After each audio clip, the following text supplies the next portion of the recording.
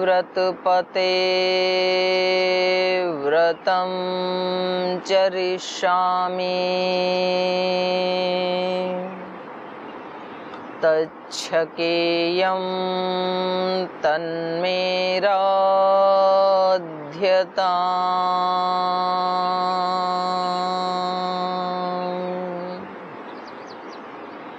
इदमहमनृतात्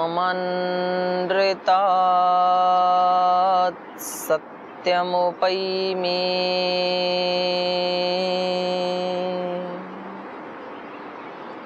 ॐ पावकानः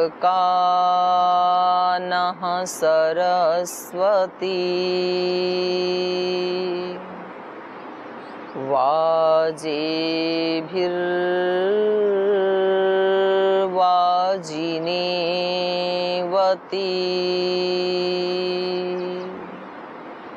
यज्ञं वष्टु धिया वसु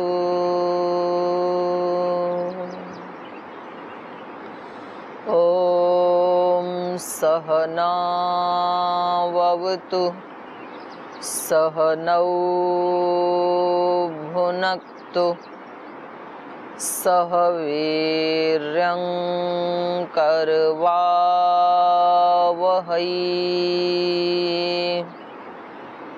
तेजस्विनावधीतमस्तु मा विद्विषावहै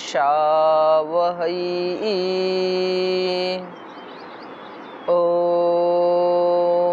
शान्ति शान्ति शान्तिः।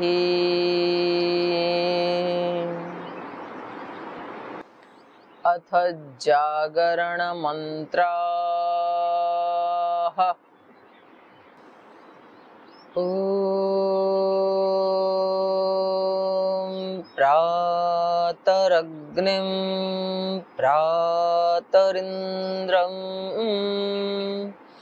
हवामहे प्रातर्मित्रावरुणा प्रातरश्विना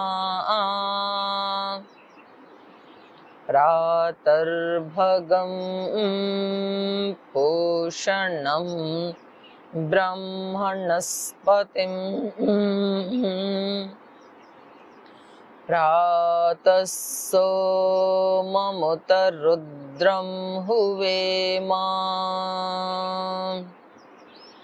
प्रातर्जितं भगमुग्रं हुवेम वयं पुत्रमदितेर्यो विधर्ता आध्रश्चिद्यं मन्यमानस्तुरश्चिद्राजा चिद्यं भगं भक्षीत्याह भगप्रणेतर्भगसत्यराधो भगेमां धियमुदवाददन्नः भगप्रणो जनय गोभिरश्वैर्भगप्रनृभिर्नृवन्तः स्यामा उतेदानीं भगवन्तः स्यामोत प्रपित्व उत मध्ये अह्नाम् उतोदितामघवन् सूर्यस्य वयं देवानां सुमतौ स्याम भग एव भगवाङ्स्तु देवास्तेन वयं भगवन्तः स्याम तन्त्वा भग सर्व इज्जो हवीति सनो भगपुर एता भवेह। ओम शांति शांति शांति।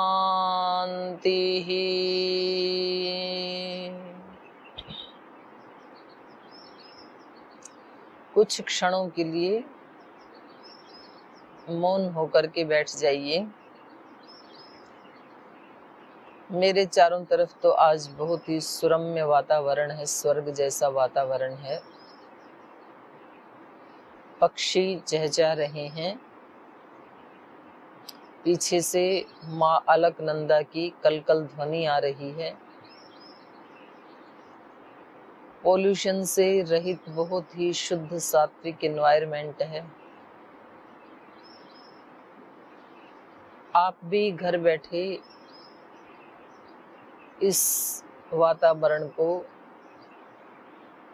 अनुभव कर सकते हैं और इसी सुंदर प्रकृति का एक छोटा सा टुकड़ा मैं मनुष्य हूँ।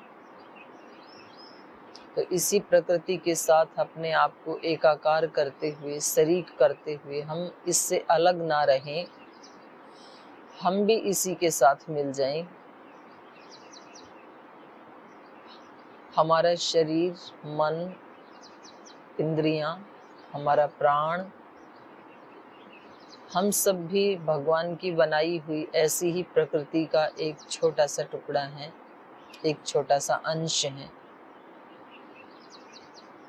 और ऐसे अपने आप को भी इसके साथ मिला करके फिर केवल आत्मा की आंखों से थोड़ी देर इस प्रकृति को देखिए, जो अपने आप में ही पूर्ण है, शुद्ध है, पवित्र है, सात्विक है, शांत है, प्रसन्न है, उत्सव से भरी हुई है, रस से भरी हुई है। और उसको अनुभव करते हुए इसको जो बनाने वाला है उसका स्मरण करें, उसका ध्यान करें।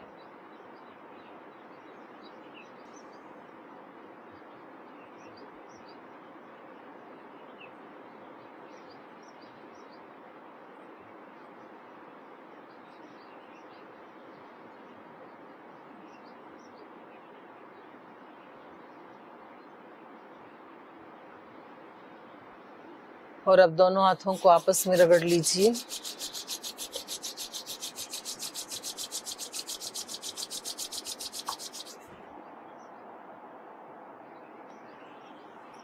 आंखों पर लगाते हुए, पूरे चेहरे पे लगाते हुए आंखों को खोल दीजिए।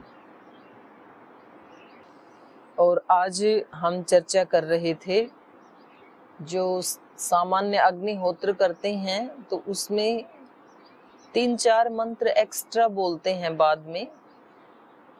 स्तुता मया वरदा वेद माता वाला कल हमने विचार किया था।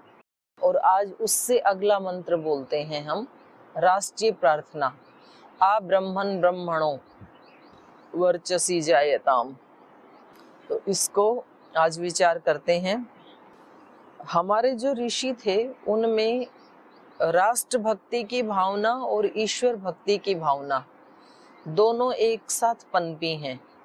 तो हमारी संस्कृति, जो महर्षि कणाद कहते हैं, यह तो अभ्युदय निःश्रेयस सिद्धि सधर्म, ये इतना बड़ा धर्म का तत्व है। कल नेपाल से कुछ बहनें आई हुई हैं पतंजलि योगपीठ में, तो उनके साथ चर्चा करते हुए मैं उनसे बात कर रही थी कि देखो, धार्मिक होने के लिए पहले धर्म के क्षेत्र में हमारा जन्म तो होना चाहिए। और हमारा जन्म कब होता है? सामान्य रूप से मनुष्य का जन्म तब होता है जब उसके कोई माता पिता हों। जब तक माता पिता नहीं हैं तब तक जन्म हो नहीं सकता है। तो धार्मिक जन्म, जिसको द्विज कहते हैं, कल हमने स्तुतामया वेद माता का जो मंत्र का अर्थ किया था, तो उसमें आता है स्तुतामया वरदा वेद माता प्रचोदयन्ताम पावमाने द्विजानाम। द्विजों को पावन करने वाली है। द्विज का मतलब जिसका दोबारा जन्म हो गया है, योग से, अध्यात्म से, साधना से। तो दोबारा जन्म जिसका धर्म में हो गया वो कैसे होगा? इस जन्म के तो माता पिता को हम जानते हैं जिनके माध्यम से हमारा जन्म हुआ, लेकिन आध्यात्मिक जन्म कौन से माता पिता के माध्यम से होता है? आध्यात्मिक जन्म होता है, उसमें धीरज हमारा पिता है और क्षमा हमारी माता है। धैर्यम यस्य पिता क्षमा च जननी शांतिश्चिरम गेहिनी सत्यम मित्रमिदम दया च भगिनी भ्राता मनः संयमः शय्या भूमि तलम दिशोऽपि वचनम वसनम ज्ञानामृतम भोजनम हेते यस्य कुटुम्बिनो वद सखे कस्मात् भयम योगिनः। वहां पर बताया है धैर्यम यस्य पिता क्षमा च जननी, धैर्य जिसका पिता है और क्षमा जिसकी माँ है। और उसके बाद योगी का भाई कौन है, बहन कौन है, वो पूरा एक कुटुंब बताया है किसी कवि ने उस श्लोक में। धैर्यम यस्य पिता क्षमा च जननी शांतिश्चिरम, चिरम शांति, लगातार जो शांति बनी रहे वो योगी की पत्नी होती है। योगी लगातार शांत बना रहता है प्रयास पूर्वक, क्योंकि अशांत होने के बहुत सारे बीच बीच में बाधाएं, विघ्न आते ही रहते हैं, योगियों के जीवन में भी आते हैं। लेकिन तो भी वो उन विघ्न बाधाओं के होने के बावजूद भी अपनी शांति को प्रायोरिटी देते रहते हैं कि मुझे अपने चित्त को शांत रखना है। ये उसकी पत्नी है, क्योंकि जो अच्छे गृहस्थ होते हैं वो एक बार शादी होने के बाद अपनी पत्नी के साथ ही रहते हैं। तो शांतिश्चिरम गेहिनी सत्यम मित्रम इदम, और उनका मित्र कौन होता है? सत्य ही उनका मित्र होता है। जैसे अच्छा मित्र कदम कदम पे रक्षा करता है, हमें आगे बढ़ाने की प्रेरणा देता है, तो जीवन में सत्य को जो पकड़ के रखते हैं वो सत्य कदम कदम पे रक्षा करता है हमारी। सत्यम मित्रमिदम दया च भगिनी, बहन कौन है योगी की? दया बहन है। संसार में बहन के ऊपर जो भाई होते हैं उनकी अत्यंत प्रीति होती है, तो ऐसे ही योगी को दया अत्यंत प्रिय होती है, अत्यंत प्रीति होती है दया के लिए। दया कोई बलवान व्यक्ति निर्बलों के ऊपर कर सकता है। जैसे ही कोई हमारे को कोई दुख दे, कष्ट दे, और हमारे मन में ये बात आ जाए कि देखो बेचारा कितना नादान है, तो ये उसके ऊपर दया करना है। हमारे पूज्य स्वामी सोमानंद जी महाराज जी एक बहुत बड़े योगी हुए हैं, तो उनके पास जब जाते थे और उनको बताते थे जी क्या करें, घर में ना घर के जो दूसरे सदस्य हैं वो बहुत तंग करते हैं, तो वो कहते थे भाई बीमार है, वो रोगी है, और रोगी हमेशा दया का पात्र होता है, रोगियों के ऊपर दया करनी चाहिए। वो कहते जी वो तो बीमार नहीं है, बिल्कुल सही है। बोले नहीं, शरीर से तो बिल्कुल सही हैं, लेकिन मन से रोगी हैं, भावनाओं से रोगी हैं, विचार से रोगी हैं, तो आप उनके ऊपर दया करो। तो दया को बहन की तरह से योगी अत्यंत प्रीति करता है। दया च भगिनी भ्राता मनः संयम, संबंधों में भाई का रोल अत्यंत महत्वपूर्ण होता है। भगवान का भी एक नाम भाई है, बंधु। त्वमेव माता च पिता त्वमेव, त्वमेव बंधुश्च सखा त्वमेव। तो योगी का बंधु कौन है? योगी ने तो घर परिवार छोड़ दिया है। योगी का बंधु है, भाई है, संयमित मन। मनुष्य अपनी दूसरी इंद्रियों को तो संयमित कर लेता है, हाथ पैरों को, जैसे जब ध्यान में बैठता है ना तो ऐसे बैठता है, बिल्कुल उसका शरीर सीधा रहेगा, कमर सीधी, हाथों को भी नहीं हिलाता है, पैरों को भी नहीं हिलाता है, गर्दन को भी नहीं हिलाता है, सब अंगों पे, प्रत्यंगों पे तो वो संयम कर लेता है। लेकिन मन के ऊपर संयम नहीं करता है, मन ऐसे ही कहीं कहीं जाता रहता है। तो जैसे दूसरे अंगों पे संयम किया जा सकता है, वैसे ही मन पे भी संयम किया जा सकता है। और ये योगी जन करके दिखाते हैं अपने जीवन में। वो किसी भी बड़ी से बड़ी विघ्न बाधा से विचलित नहीं होते हैं। तो ये योगी का संयमित मन भाई है। धैर्यम यस्य पिता क्षमा च जननी शांतिश्चिरम गेहिनी सत्यम मित्रमिदम दया च भगिनी भ्राता मनः संयम शय्या भूमि तलम। उसकी शैया है ये धरती माता, धरती माता की गोद में आनंद से सोता है। दिशोपि वसनम, तो पहले जो परिव्राजक एकांत में रहते थे तो वो एक कोपिन बांध के निर्वस्त्र रहते थे। तो उनसे कोई पूछे भी आपके वस्त्र, बोलिए दिशाएं मेरे वस्त्र हैं। दिशोपि वसनम। ज्ञानामृतम भोजनम, खाना कौन सा खाते थे? ज्ञान रूपी अमृत को वो चखते रहते थे, यही उनका भोजन। अपने ज्ञान को, ज्ञान का मतलब यहाँ पर पुस्तक पढ़ते रहते थे ये अर्थ नहीं है, पुस्तकों का भी स्वाध्याय करते थे, लेकिन जो पुस्तकों में लिखा है वैसा अपने जीवन में जीने का अभ्यास करते हुए जो उनको अंदर से अनुभूति होती थी वो बहुत हर्षित करने वाली होती है योगी को। तो उसका वो अभ्यास करते थे। ज्ञानामृतम भोजनम। हेते यस्य कुटुंबिनो वद सखे, हे मित्र, हे सखे, बताइए ऐसा जिसका परिवार हो। कस्मात भयम योगी ने, ऐसे योगी को किससे भय हो सकता है? किसी से भय नहीं हो सकता ऐसे योगी को।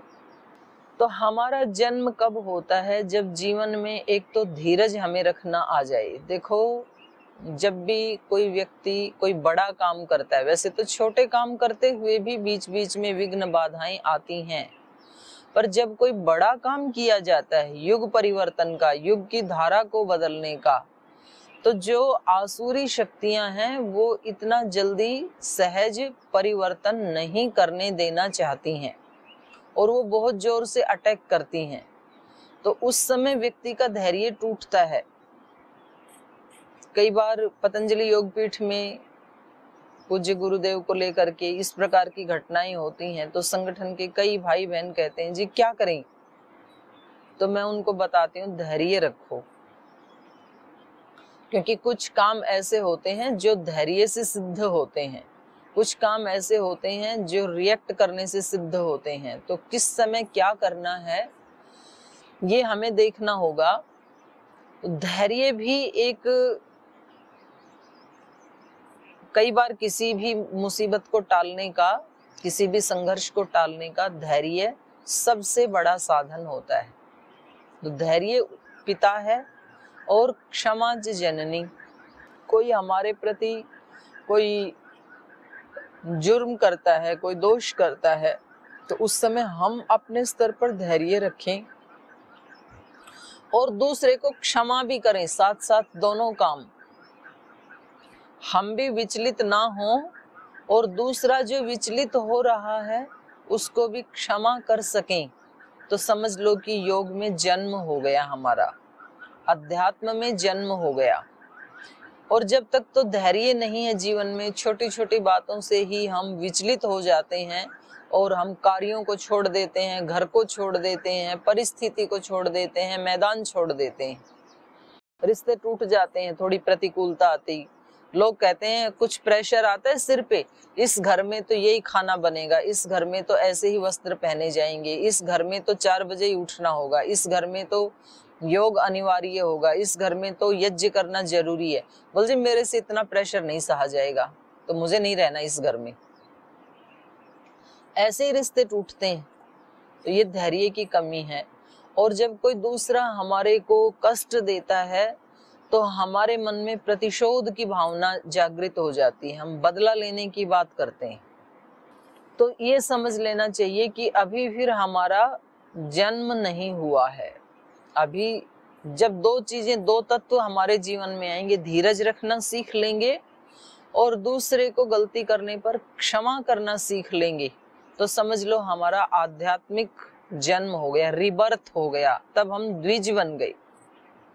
द्विज बनेंगे तब ये वेद माता हमें पावन करेगी। ये द्विजों को ही पावन करती है, जिनका जन्म नहीं हुआ उनको पावन नहीं करती है। वो कितने भी स्तुता मया वरदा वेद माता इस मंत्र को दोहराते रहें, उनको पवित्र नहीं करती है, द्विजों को ही पवित्र करती है। और ये तो योग के फील्ड में इन दो तत्वों का अभ्यास करने से तो अभी तो जन्म हुआ है। जन्म होने के बाद बच्चा बोलना सीखेगा, चलना सीखेगा, दौड़ना सीखेगा, पढ़ना सीखेगा, नॉलेज गेन करना सीखेगा। अभी बड़ा होगा, फिर समाधि लगाएगा, ध्यान लगाएगा। तो अभी तो यात्रा काफी लंबी है समाधि तक पहुंचने वाली तो, लेकिन अभी कम से कम जन्म तो हो। ये दो तत्व भी यदि जीवन में अभी नहीं घटित हुए हैं, हम किसी को क्षमा नहीं कर पाते हैं और यदि धैर्य नहीं रख पाते हैं, तो ये माना जाएगा कि अभी तो हमारा जन्म ही नहीं हुआ। तो खैर, ये मैंने प्रसंगवश ये बात बताई। अब अगले मंत्र के ऊपर चलते हैं। आ ब्रह्मन् ब्रह्मणो ब्रह्म वर्चसी जायताम, आ राष्ट्रे राजन्य शूर ईशव्यो अतिव्याधि महारथो जायताम, दोग्ध्री धेनु वोढ़ा अनड्वा नाशु सप्ति पुरंधिर, योषा जिष्णु रथेष्ठा सभेयो युवास्य यजमानस्य वीरो जायताम, निकामे निकामे नः पर्जन्यो वर्षतु, फलवत्यो नः ओषधयः पच्यन्ताम, योगक्षेमो नः कल्पताम। यहाँ पर भगवान से प्रार्थना की जा रही है। ब्रह्मन, ब्रह्मा को संबोधन किया जा रहा है। हे ब्रह्मन, हे परम पिता परमात्मा, हमारे राष्ट्र में ब्रह्म वर्चसी ब्राह्मणः आ जायताम, हमारे राष्ट्र में ब्रह्म वर्चस से युक्त जो ब्राह्मण हैं वो पैदा होने चाहिए। ब्रह्मवर्चसी ब्राह्मण। अब कई बार ब्राह्मण कुल में जन्म तो शरीर का हो जाता है, लेकिन हम ना तो कोई स्वाध्याय करते हैं, ना तो वेद पढ़ते हैं, ना तो साधना करते हैं, तो फिर अंदर का जो असली ब्राह्मणत्व है उसका जन्म नहीं हो पाता है। और कई बार दूसरे कुल में पैदा होके भी यदि जैसे गुरुकुल में हमारे बच्चे पढ़ते हैं तो वो तो भिन्न भिन्न कुलों से गुरुकुल में आए हैं, लेकिन उनकी दिनचर्या ऐसी बनाई है जिसका अनुष्ठान करते हुए वो इस प्रकार के गुणों से युक्त हो सकते हैं, तो उनको ब्राह्मण कहेंगे। तो ऐसे ब्रह्मवर्चसी, ब्रह्मवर्चस तेज जिनके शरीर पर, जिनकी इंद्रियों में, जिनके कर्मों में, जिनके विचारों में, जिनके भावनाओं में रिफ्लेक्ट होता हो, ऐसे ब्राह्मणों की आवश्यकता है राष्ट्र को। आपको पता है, पहले हमारे देश में हर गांव में कोई मंदिर या आश्रम होता था और उसमें कोई एक योगी रहता था, और फिर 20-30 कोस के बाद कोई एक महायोगी रहता था जिसको कोई सिद्धि प्राप्त होती थी। तो तब वो उस एरिया के सब मनुष्यों को आध्यात्मिक दृष्टि से प्रेरणा देते रहते थे, संभाल के रखते थे, उनको कोई दो शादी से लिप्त नहीं होने देते थे। तो तब ये भारत देश पूरे विश्व का गुरु कहलाता था, योगियों के कारण कहलाता था। धन ऐश्वर्य भी था हमारे देश में, ये भी है, लेकिन केवल धन ऐश्वर्य से नहीं। धन ऐश्वर्य तो आज दूसरे देशों के पास, अमेरिका आदि देशों के पास भी पर्याप्त मात्रा में है, लेकिन इतने मात्र से उनको विश्व गुरु नहीं कहा जाएगा। और अब परम पूज्य गुरुदेव का, श्रद्धेय स्वामी जी महाराज का यही ध्येय है, यही लक्ष्य है कि ऐसे योगी और योगिनी अब पुनः हर गांव में पैदा होने चाहिए। हर गांव में सुबह शाम कम से कम एक योग की कक्षा जरूर चले, कम से कम एक जगह यजन भजन जरूर हो जहां सब लोग आकर के शामिल हों, तब इस देश को हम आगे बढ़ा सकते हैं। तो ऐसी ही प्रार्थना इस मंत्र में भी की हुई है कि ब्राह्मण पैदा हों। ब्राह्मण का मतलब है ज्ञानवान,